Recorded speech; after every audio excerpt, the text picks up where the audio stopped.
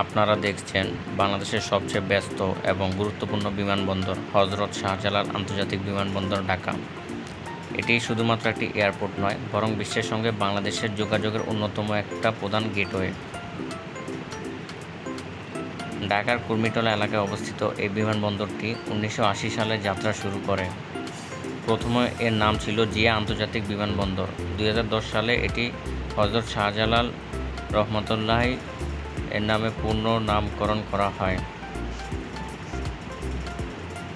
বর্তমানে এখানে 3টি টার্মিনাল রয়েছে।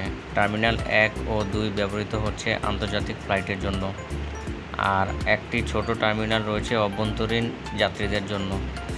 এছাড়া নির্মাণাধীন রয়েছে অত্যাধুনিক টার্মিনাল 3, যা চালু হলে এই বিমানবন্দরের সক্ষমতা অনেক গুণ বেড়ে যাবে।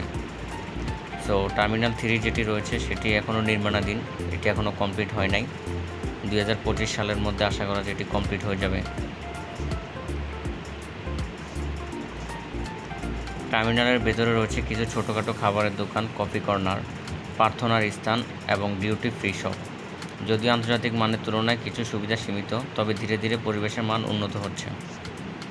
এবং এর বাইরের অংশে রয়েছে বিমানবন্দর থেকে বাইরে বেরিয়ে আপনারা পাবেন নানা ধরনের যাতায়াত ব্যবস্থা, যেমন ট্যাক্সি, রেন্টে কার, বাস সার্ভিস, এমনকি উবার ও পাঠাওয়ের মতো রাইড শেয়ারের সিস্টেমও এখানে চালু রয়েছে।